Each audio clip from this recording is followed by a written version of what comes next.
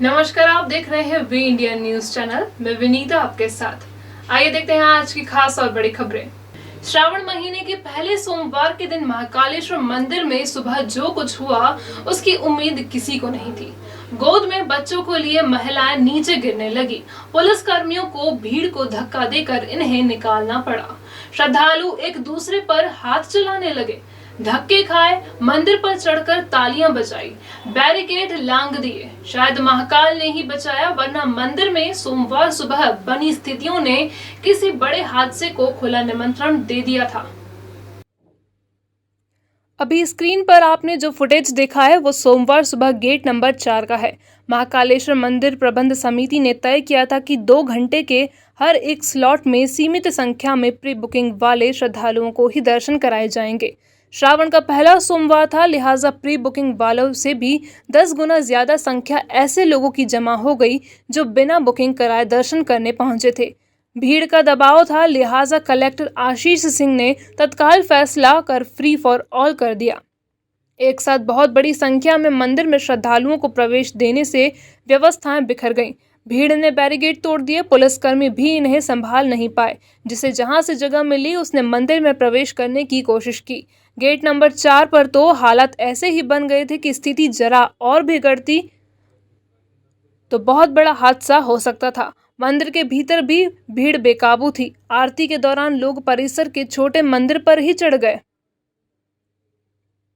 जिला प्रशासन ने सोमवार सुबह 5 बजे से दर्शन आरंभ करने का फैसला किया था। दर्शन रात 9 बजे तक होंगे, लेकिन यह व्यवस्था सोमवार को छोड़कर अन्य दिनों के लिए लागू रहेगी। सोमवार को सुबह 5 बजे से 11 बजे तक और शाम 7 बजे से लेकर 9 बजे तक ही दर्शन कराने की व्यवस्था लागू की गई है। इसके अलावा प्रत्येक सोमवार को सशुल्क विशेष दर्शन भी बंद रखने का फैसला किया गया।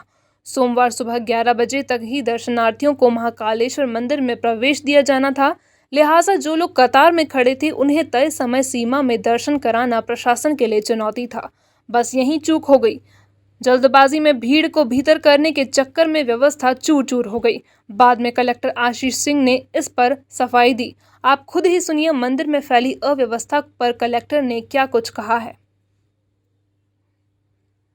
देखिए, निश्चित रूप से हमारी जो व्यवस्था थी कि जो प्री बुकिंग के आधार पर ही दर्शन होंगे, लेकिन सुबह 5 बजे से ही दर्शनार्थियों की इतनी ज़्यादा संख्या इकट्ठी हो गई और उसमें ख़ास तौर पर सबसे ज़्यादा संख्या में जो पीएससी का एग्ज़ाम था उसके लिए जो लोग उज्जैन में रुके थे और आसपास रुके हुए थे उनकी संख्या काफ़ी ज़्यादा थी।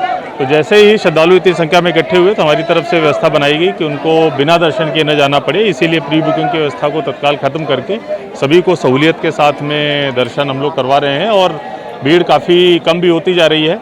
जो हमारा मेन प्लान है कि सवारी भी आज के दिन है और सवारी की जो व्यवस्थाएं होती हैं, चूँकि रूट केवल एक ही है, उससे इसलिए उसके पहले रोड को सैनिटाइज करा के सवारी की व्यवस्था करा ली जाए। तो हम लोग कोशिश करेंगे कि आगामी 1.5-2 घंटे के अंदर ये जब श्रद्धालु सारे के सारे निकल जाते हैं तो सवारी की तैयारियों में जुट जाएंगे। सर, कई गेटों पे तो धक्का मुक्की की स्थिति बन गई थी और कई जगह तो नीचे लोग दबे हुए भी नजर आए। देखिए, ऐसी कोई स्थिति हल्की फुल्की जब बहुत ज़्यादा भीड़ हुई है तब हल्का फुल्का ऐसा 1-2 जगह हुआ है धक्का मुक्की। और जब इतनी बड़ी संख्या में भीड़ आती है, क्योंकि अप्रोच की भी दिक्कत है, अभी केवल और केवल एक अप्रोच है, इसीलिए हल्की फुल्की समस्या हुई है। लेकिन अभी सारी स्थिति अंडर कंट्रोल है, नियंत्रण में है। सभी श्रद्धालु बहुत अच्छे तरीके से दर्शन करके गए हैं, सभी खुश होकर गए हैं, सभी ने इसमें संतुष्टि जाहिर करी।